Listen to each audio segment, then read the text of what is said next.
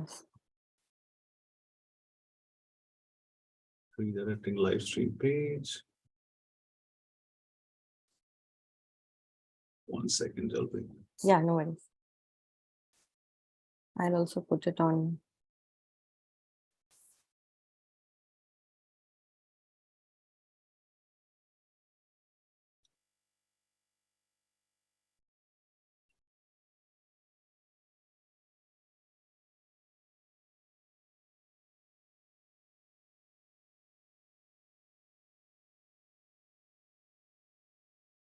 Oh, this slide. All right. 1 second. Click.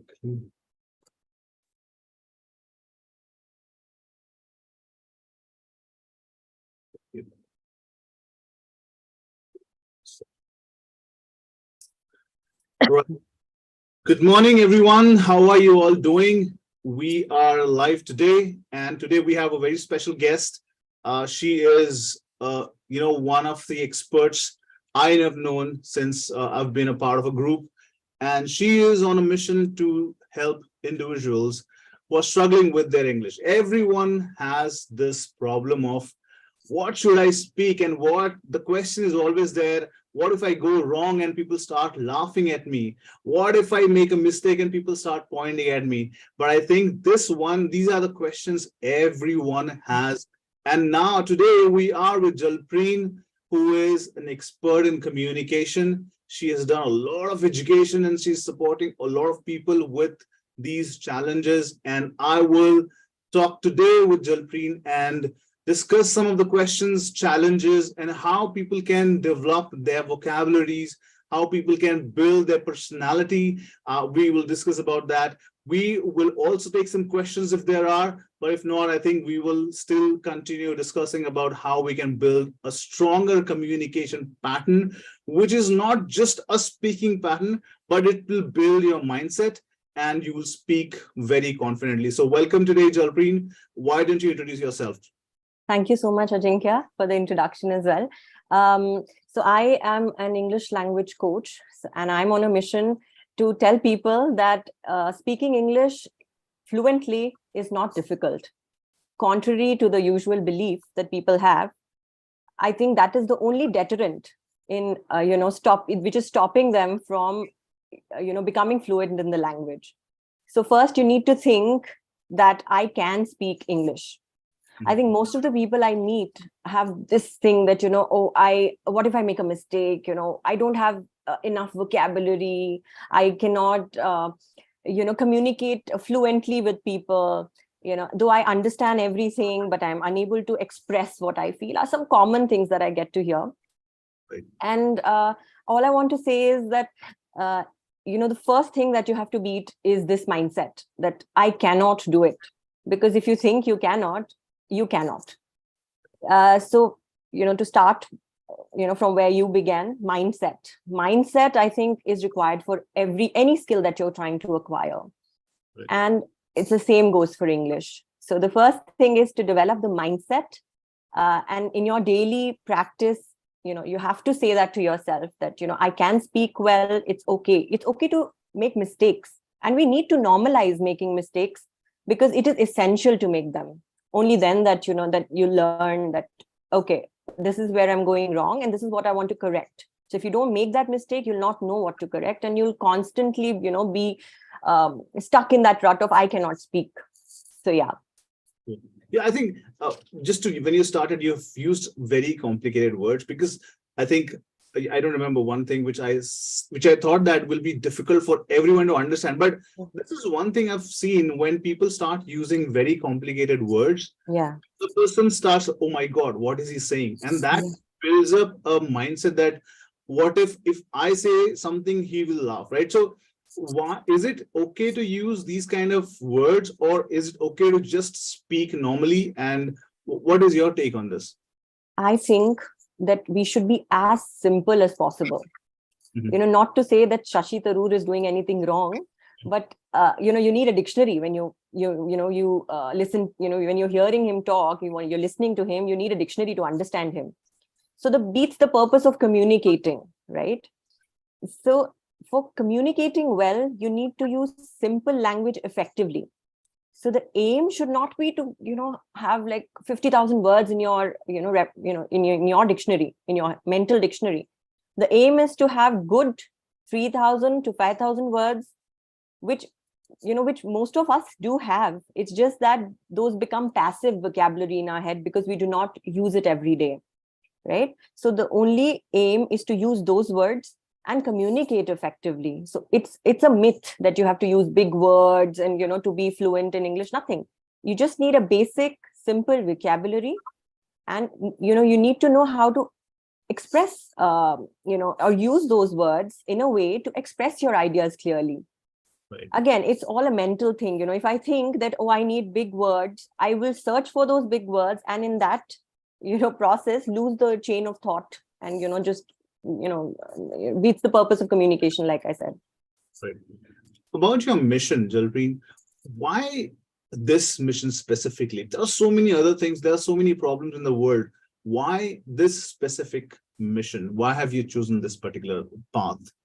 Oh, wow, that's a great question. I do get a lot of slack also for it, being and in, like we are Indians, and Hindi is a beautiful, like, from being from North India. So, Hindi is the most spoken language here. And so, like, people can stay in their own bubble if they want to. But the truth is that English is and has become the global language, and which is connecting us all. And there is nothing wrong with learning a language. I do not say one language is superior to another language. Each language is beautiful in its own way. I think, it reflects a lot of culture as well in it. So why this mission? I'll tell you why. It's a long story though, but I'll try to, put it as briefly as possible. So my father comes, he hails from Pune, and he was from a school which was not a English medium, like you say, an English medium school. So he used to live in the army headquarters, and there were other officers' children also who used to play, with him. So there were these two people talking, and my dad did not understand English then, because till I think 6th or 7th standard, they did not have English. It was all a Hindi medium school. So now those boys were saying something in English which he did not understand. And a friend of his told him that, he will tell him that we are going, and, so that he'll leave and we won't have to play with him. So he could have taken it very negatively, but my dad made it a mission to educate himself in English. Right. Considering the resources were limited that time, we do not have internet. You do not have, any audio at your disposal, just the radio basic. So he, he just started taking newspapers, started reading it. Though his pronunciation was pathetic, he said. So he started practicing with a friend's father. So he told him that, I would want you to speak in English with me. So it'll give me practice. So he worked himself up in a way. He was heading, he's not done his MBA or anything. He did his engineering though. But he retired as a director commercial of a very big steel plant. And one thing that he did with us, I don't know, it was subconsciously in his mind that, my children should not go through what. So there was an unsaid rule in our house, like unsaid. It was not that he told me to do so, but with my dad still, the natural language that comes out is English. I have expressed myself in English with him since I was very little. Right. With nobody else, only with him. So, I think that's how I have a good hold. Something that I took very, it came very naturally to me, and I did not realize that's something that people want or aspire to, get. Right. So people started pointing out, oh, you talk so well, you articulate so well, you have this way with communicating things so well in English. And I said, okay, I am a very closed person. I am not a very good communicator. But because I'm so at home with the language, I understand the language, the nitty-gritties of this language as well, as Hindi. I'm able to express myself better in the language. Right. So that's, and when I saw people near me struggling, like students, like when I went to school to teach also, even my peers in corporates, telling me that oh wow, how do you speak so well? What school did you go to? There were other people who went to the same school, but so that got me thinking that this is something that comes very naturally to me, and I would love to help other people who actually struggle to improve their language skills, which is something that is all of us have the capacity, and our I think it's natural for us to pick up language. I saw the same with my daughter. So I did not teach her any grammar rules. She speaks perfect English with perfect grammar, though she does not know what is sentence structure, what is a noun, subject, verb, predicate. She doesn't understand anything, but she speaks perfectly. So this is what I want to take in my mission as well, that to understand and to learn a language, you have to keep the grammar rules away. Mhm. You have to concentrate on speaking, listening and speaking. So to speak, I think we have to learn from our ears and nothing else. Yeah. So that's why the mission started. This is really, and I think this is one of the major pain points of most of the corporate, because I have been working in corporate since 16 years now. I've seen people struggling to speak in a meeting. For example, if we are in a meeting of 10 people, only 2 people speaks. Yeah. The rest of the people just keep quiet and just listen. But Yeah. they might have questions, they might have some doubts, but they will never, come up and speak, because this particular fear of Yeah. what will go wrong, or what if the question is wrong, right? Yeah. So I always encourage people that no matter what you have in your mind, just ask the question. No question is wrong. If it is a True. right question, it's okay. If it is a wrong question, people will say, no, this is not relevant. But ask your question. And Yes. that's how I've been promoting is, do not hold yourself back in asking the question. The True. other thing which I was wanted to talk about, you said you have seen struggles. What are the common challenges which any individual in the world who's trying to speak faces or experiences, and they are holding them back, speaking in public? What do you think? What are the challenges, or common top 3 challenges we can discuss? Yeah, I think the first challenge is again in our heads. That's the biggest challenge. Because you're not doing something every day, you're not comfortable doing it, right? So that automatically sets those doubts in, that I'll be wrong. What if? So the only way to get over this hurdle, as you say, a barrier in your head, is to speak every day. Find instances, make yourself an environment where you can speak every day.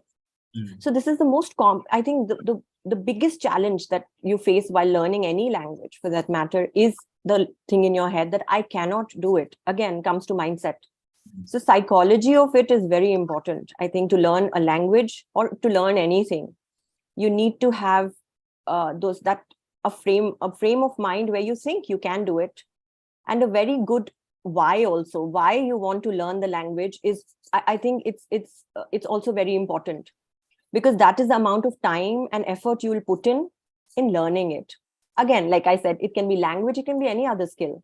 So if the why is very important for you, why do you want to do it? It should not be to learn a language, but what will it fetch you? A good career opportunity, a raise in your salary, maybe a promotion, maybe a leadership role is what you're eyeing. So if you make your why as something bigger, you will be more motivated to learn the language. Otherwise you'll always find an excuse. And third, I would say the biggest challenge is the methodology that I see that is being followed. I think it beats the purpose of learning spoken English. Right. So our education system concentrates mainly on the written and the reading bit of it. That too not allowed reading, if I may say. It's basically writing and reading maybe, but nobody stresses a lot on spoken aspect of it. And the framework that I have to teach spoken English is very contrary to the usual way in which, again, like I have seen spoken classes that people have attended, some of my clients as well. They come from a place where they have, not once, but multiple times joined those spoken English courses, which, they promise you that you will be able to speak English in those, maybe a month, maybe, 3 months. But that is not so. Truth be told, it's a continuous process. Right. Every single day, if I'm reading something, I'm listening something, I'm learning everything every single day. So that, I think, is also a challenge that needs to be met. How the approach to learning spoken English, or the spoken aspect of a language, the approach is very different. So yeah. So I think one thing which everyone thinks, like, why should I spend time in learning English, right? Yeah. Uh, I know English, I can speak English, but then one thing is there, I think the lack of confidence, which, Yes. them back to speak upfront. Public speaking is what I want to focus right now. Is like, what do you think public speaking brings, like, builds a character in someone? Like, what if, for example, if I get an opportunity to speak in public, I get scared, to be very Mhm. honest. Though my Mhm. English is right, though my vocabulary is absolutely bang on, I have a good accent. But as soon as I'm in front of 10 people, I am gone. Mhm. I'll tell you one incident. I went to my daughter's school. Mhm. 3 to 4 years of kids, they're Mhm. sitting in front of me. I was supposed to read a story for them. I Mhm. had a book in my hand. I was supposed to read a story. I was so panicked that I skipped a page. I missed a page reading. I was sweating a lot. I don't know what I was thinking. They were not, judging me about my English, but I was scared. So this is something which is not someone has given to me. It's myself. I have that fear of communication. What do you think people like me should do to overcome this kind of fear? See, fear is very natural, I think, as humans, and as I think as adults. A small child who is, they're very uninhibited. Like unko up, you just put them on a stage and they'll say anything, they'll do anything on a stage, they'll even pick their nose on a stage. They don't care. Right. So it's like a societal thing, like how we've been brought up, that be prim and proper, be your perfect self, especially in front of others. Like a common thing in Indian household, that if guests are there, you should be neatly dressed, sit properly, and just talk to them nicely and don't be rude. Certain unsaid rules in houses. But I think what that does is that it puts you on a guard constantly. Mhm. Especially, like you said, like you froze in the situation, though they were just 4 or 5 year olds. But again, the more public speaking, also, if you come to talk about public speaking, I was reading something the other day. It said that any kind of speaking should be treated like public speaking, because you're speaking to someone that is other than you, right? So you are exposing your, so if it's one person or if it's many people, it's the same difference, like same thing. So that's the first approach I thought, which was amazing, like the way he said that you should treat public speaking in a very similar manner, like if you, as if you're talking to somebody. Okay, so you take it as a unit. So first thing is the visual you should have of the audience is one unit. So that's one audience, like one person in front of us, or one audience. Second, they said, the more, if you're scared of public speaking, find more ways in which you can go and make yourself uncomfortable in that situation. Because the more you will do it, the more your brain will process ways in which you feel comfortable in that spot. So you'll automatically start getting comfortable. So what I suggest to people who want to do public speaking but are apprehensive and have these fears, which is again a very internal thing. Externally helping it will be very difficult. Externally, how as a coach I can help is, I can give them maybe we can discuss a lot of topics, or opinions, and giving the person confidence of stating their opinions. And it doesn't matter if the person before you agrees to you or not. That's not the point. The point is, you have an opinion and you are giving it, and you're not saying anybody else's opinion is wrong. So you should always remember that your motive is not to hurt anybody. You are just stating an opinion that you have. It's your opinion, and what other person perceives is not your thing to carry. You cannot please everybody. So that, and I think like I had joined Toastmasters, Okay. which really helped me here in Delhi. So and that's a once a week thing, and it's made for professionals, so it's evenings. So I think people who are wanting to get into public speaking and So I think the first, it'll be a good exposure to join these kind of clubs. Or I think instead of joining English classes, like, per se, you can join other classes where people communicate in English. Like, even if it means joining a pottery class where, communication is happening in English, I think that's a brilliant idea. And public speaking, I think the more you do it, the more you get over the fear. Right. So, I think yeah, one thing I've noticed, I've seen, I've experienced myself. If I wanted to speak, or if someone wants to speak in English, they usually, or I don't know what, it's come naturally, they first think in their own language, yeah. translate that in English, and then they speak. So, for example, if someone asks me a question, I have to think that in my regional language, translate that, and then speak. And in that moment, maybe I may lose my chance of speaking, right? So how do you think that people can develop a better way of answering questions, or, articulating sentences, not translating it, but directly, communicating? What do you think people should do?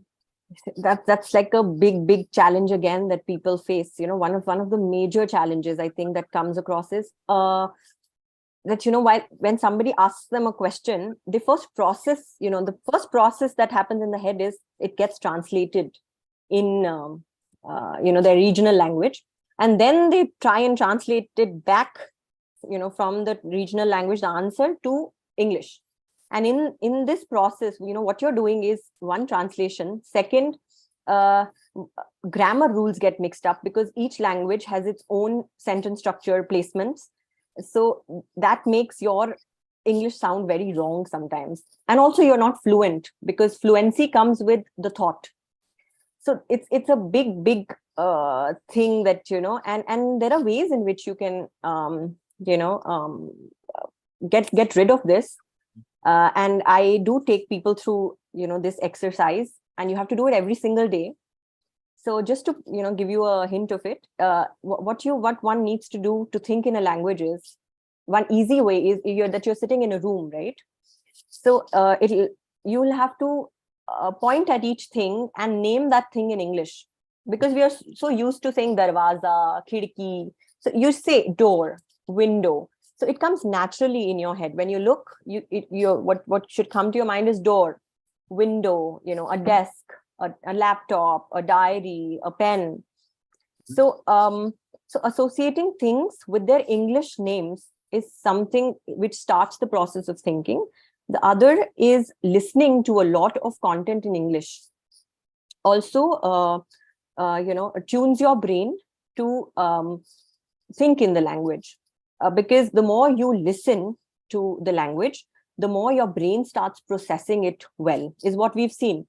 So, and it should not be very difficult things that you listen to, very simple things that you understand, and then gradually increase your speed.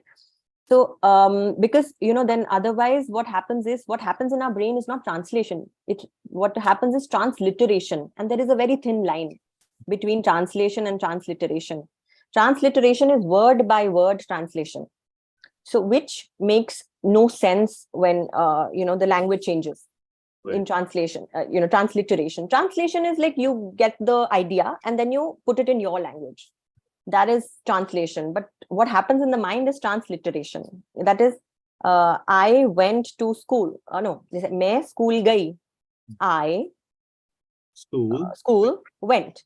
So that changes that's what, like I was on a project with the Delhi government. So they were wanting us to work with kids who were like 11th standard kids. You would just get out into the world where they'll have to give interviews and apply for jobs. This was a major challenge that we faced, was thinking, oh, but ma'am, like I aise kaise kar sakta hu, like how can I start thinking? But believe me, we had 3 months to work with them. Though I would not say they perfected English, but they became fluent in the language. Their inhibition was lost. The first thing, they lost their inhibition. Secondly, they began, listening to a lot of content in English, which helped them automatically, correct their sentence structures. Sometimes you can just give them target language in different situations, but that can only help them, if you're preparing them for something. So yeah, so that helped them, I think, improving their Yeah, I think maybe sometimes even if we know the process, being consistent to approach that particular process or completing that end-to-end process is also sometimes difficult because Yes. most of the people are working, they have their family, they have their work pressure. Most of the people are working from home. There is no start time, no end time. So True. how should people, you know, design this in such a way that at least, so how much time they should spend every single day, straight question, on building this, habit of training their mind? See, I'll tell you, there, just like a ritual, like sometimes some, families have religious rituals in the morning. They'll get up, they'll take a bath, they'll pray. Hmm. So it's the same. Again, like I said, the why should be, you know, so strong that they religiously do. There is a morning practice Right. every morning. If you can put in those 30 minutes, and if they're very busy, even 15 minutes, but consistently put those 15 minutes every single day. And the thing is, making those that practice plus constantly, like, you consciously, what you do is, I see people watch a lot of YouTube, watch a lot of Netflix, or you can consciously choose and watch content in English if that is the language. So what will happen is, then it's not something that you're doing forcefully. It's something that you're trying to integrate in your life as an everyday thing. So then it does not become an effort, it becomes a daily life thing. So that is what you should aim at, to make it, a well integrated part in your daily life, and not as something that you need to do every day, but it happens every day. Like, I eat my lunch, dinner, breakfast every day. So it's not something that, like, I think, oh, I have to do it. No, I do it because I know I have, I need to do it. I need energy for my day. So if I know I need a good career facelift, if I need to be in a leadership role, I need to know how to command in that language, I need to work on it. Nothing comes for free. Right. So dedicated effort towards that is something that I vouch by, that people who are able to commit to it 100%, just by making it a part of their life, that it's not that meko 3 months is what I have to learn English. No, make it a lifelong learning process. Right. But you get the results obviously in 6 months, 1 year. You yourself feel you're fluent, but you are on a road to constant improvement every single day. It's not that but you'll keep increasing your vocabulary because you've set a system in your head. You have to set your systems right, processes. There's one more point I want to bring it up, and I think I want your opinion as well. When Mm, most of the people are working in MNCs, right? mm, mm. There are onshore people who are speaking in their accent. Yes, We, I've seen people struggling to understand them. true. And that's where they still, again, that's one of the roadblocks which I feel that limits them communicating. What should people do to make sure that they understand this particular accent, or the way other people speak? And because that adds a lot of pressure in responding, that add a lot of restriction to participate. What people should do to build this particular habit of listening or understanding? Because I'll give you another example once you answer this question, but let's focus on this. How should people build this habit of listening different accent? Not even US, maybe UK, they have different accent. Australian, they have a different accent. So how should people build this? Yeah, that's true. I think that's also a problem that very recently I had with somebody I was working on. So it came from a senior in the organization, and she noticed, because she's from US, she noticed that the her co-worker here in India does not understand her accent well, and is responding in a way which is not, I mean, he's not comfortable responding to her, and feels inhibited sometimes. So instead of just escalating it, I thought it was wonderful of her to try to find a solution for it. So what we did was, in a month's time, in a time frame, you cannot teach anybody the language, Hmm. but what you can do is, again, training their brain, training them to become accustomed, giving them a way in which, he can understand. So particular work, he was particularly working towards attaining, an ear for American English, because that's how he wants to communicate, with the people there. So again, it begins with a lot of audiobooks, which are in, very freely available as well. It's not that you have to invest in anything. They're very freely available on YouTube. Also, a lot of TED Talks, particularly from, the field he belonged to. So what happens is it's a two-way thing. Not only is he getting accustomed to the accent, he's also attaining vocabulary pertaining to his, sphere in which he belongs. So it gets very targeted then, when you're addressing this one particular issue, then you have to first, know what accent are they trying to think. So you work on that. So I curate that then accordingly. So listening, TED Talks is a great way, I think, for business, because you can find, talks pertaining to that particular genre, if you might say. So vocabulary gets built. Also, accent. He not only picks up the accent, but also the rhythm of the language. So every language has a rhythm. Yeah, and like French is very different. So I studied French as well. So I love languages. I love learning a language. And again, approach to a language, I do not use any regional language because I think Hindi is most common. I try and avoid using Hindi when in class. Right. The process becomes very difficult for the person, whom I am coaching. Initially, yes, because they want to, because that's comfort. Like you want to get back to it. But that's something that I learned. I don't know if you're aware of Alliance Française. It's an institute by the French government where they teach French to people here in India. So they had a set rule that no one speaks in English in that institute. So right from day one, like you enter, you know zero like French, but the teachers there are communicating, because communication is not restricted to verbal. It's non-verbal as well. So she said, bonjour. So we were just looking at, bonjour, you understand? Bonjour. So like, bonjour. Like, then she says, okay, asseyez-vous.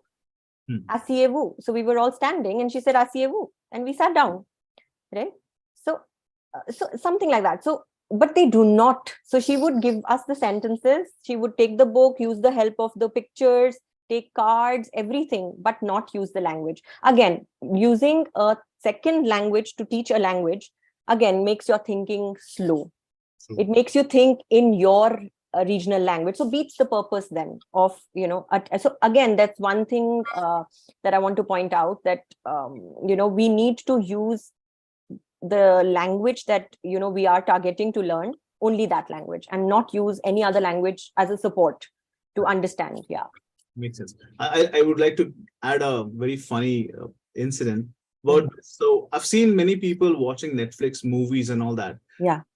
I had friends over my place on weekend, and we started an English movie, and one person said, start the subtitles. Yeah. And I was like, why? Are you watching a movie or subtitles?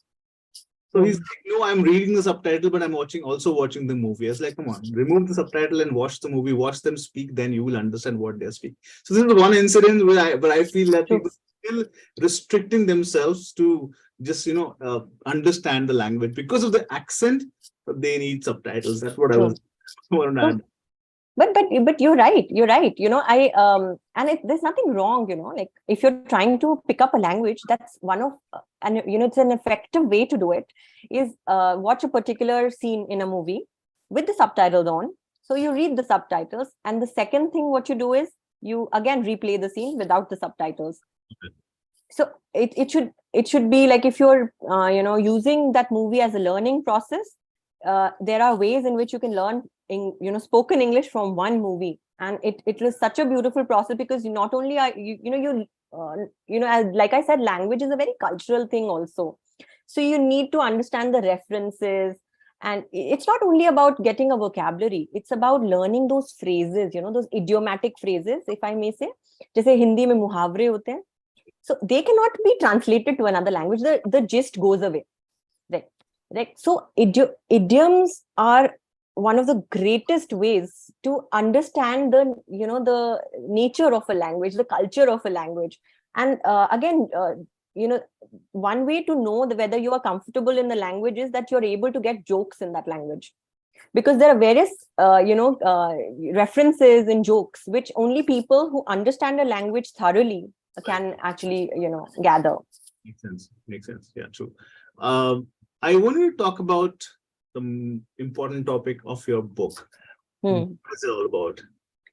Again, I think through my book, I want to discuss this process of learning this language, of learning English, spoken English per se. So I want it to be a read for people who are who are willing to learn this language, and I want to give them a way to do it step by step.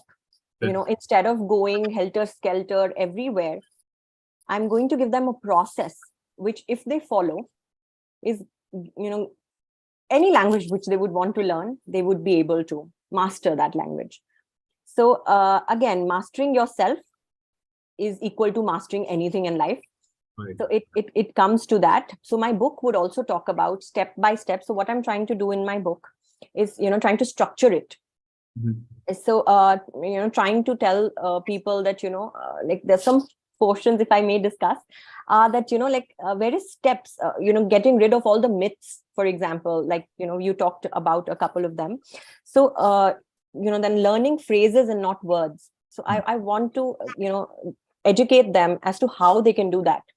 Not just learning the word, but the context of the word. So many times we see that we do learn a lot of words, like if you're reading something, we'll underline it, we'll see what meaning, and then we'll forget because we are not using it. But if you read the same word in a story, for example, like I still remember this word called vindicated, and I was pretty young when I read that word in a newspaper. I asked my dad, it was talking about some Jayalalitha being, she heard something vindicated. So the context, he told me to look it up in the dictionary, and then he told me to read the paragraph again. And believe me, I can never get that word out of my head, because I read it in context to what is happening. I read it again, and that word never leaves my active vocabulary, though I may not use it. So to build an active vocabulary, one should try not to learn words in, like one here, one there, like 5 words. You can make it a practice of, doing 5 words a day, but there's a process which you follow in doing that as well to retain it, because end of the day, you need to retain them to use it effectively. Again, not saying that you have to learn big words. You can do with a minimum vocabulary, but it should be active vocabulary, not a very passive vocabulary that you have to look for in your brain. So then I want to also point out that grammar, when you're wanting to do spoken English, you should keep grammar aside, not get into grammar rules. That'll slow you down. That'll beat the purpose of becoming fluent in the language.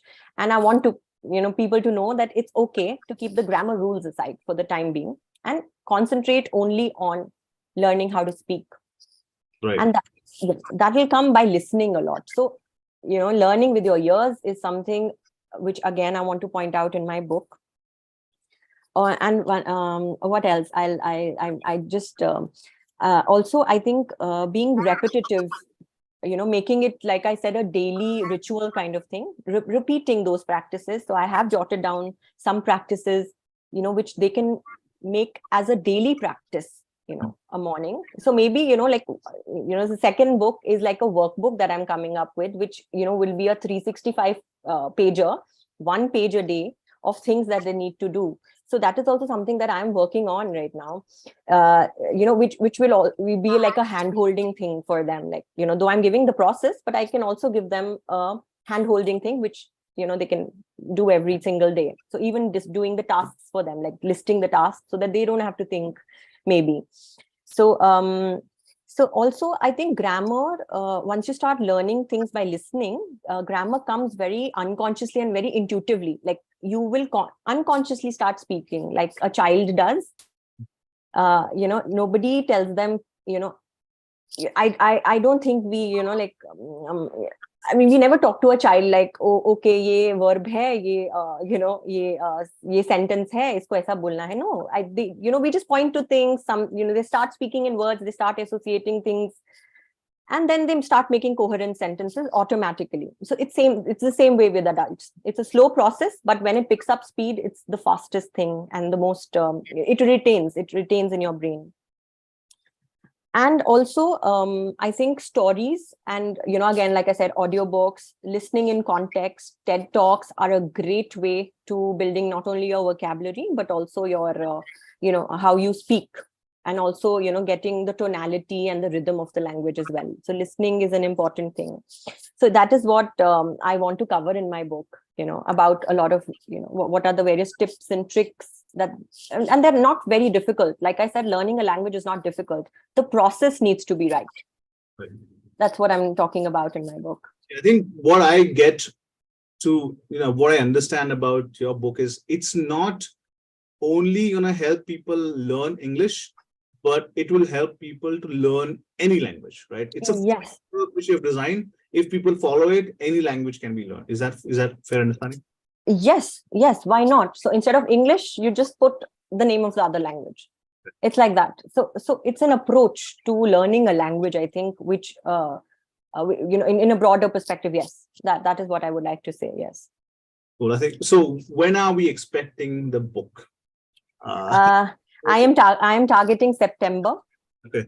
Yeah. So September, the book releases. Yes, the cover is out and everything. I will share it soon on LinkedIn as well. So very happy with how the progress is going, and yeah. Cool. I want to move next, focus on your program process, or maybe how are you helping individuals? Like, what exactly is your program process, and how people can reach out to you for help? Is there a way? Is there a medium? What is your program process in short? See, like I said, right now, what I'm trying to do is address individual needs, because different individuals come with very different needs. So, and especially people, see, I can cater to, like if I'm going to a school and, maybe talking to a school, kids, or I wouldn't say kids, but, like adolescents now, but, they have their own, they are still in that sphere where they are learning, they're in a school, right? So they are in that medium. And when I go there and take workshops, it's, for them, getting that into a process, it's pretty, easier than a person who's in a corporate. Right. Like we get busy, we have things to cater to, so for them the process is very different. I cannot give them a vocabulary list or something to memorize, but what I can give them, like I said, is a daily ritual which they can do on their way to office, or even while watching a movie. So everything becomes a learning process, again, intuitively and unconsciously. So working with individuals and addressing a particular need, especially when you are getting into a leadership position or wanting to. So you need to know like what kind of books you need to read, what should the tone of your language, how to tone up or down your language, your tone of the language that you're speaking. So communication skills come, in like they're step by step, they come hand in hand, the communication and English. So because communication may a big barrier is language barrier, right? So you need to understand English in order to communicate well in that language. So like I said, very recently was again the accent training, getting them accustomed, so it was a specific problem that I was needed to solve that problem. And similarly, like for corporates, I would say even written communication is a big thing which I have addressed. So it is email communication, or even communicating within not only with clients, but with the seniors and people in senior positions. So people are apprehensive even about presenting, giving a presentation in front of a boardroom. So, working on those skills, like you said, the fear of, what if I get wrong? What if I speak something which is not good English? So there is nothing called good English. It's about how well or how comfortable you are in speaking. So the more you speak, the more fluent you will get. Otherwise, the first full stop is thinking that you'll get wrong. You'll not even try. Right. So those are the problems, and I mostly right now out of LinkedIn. LinkedIn has gotten me a lot of people getting in touch with me. So yeah, that's anybody who would want to get in touch can directly message me on LinkedIn, and we can discuss their problem and find a solution for it.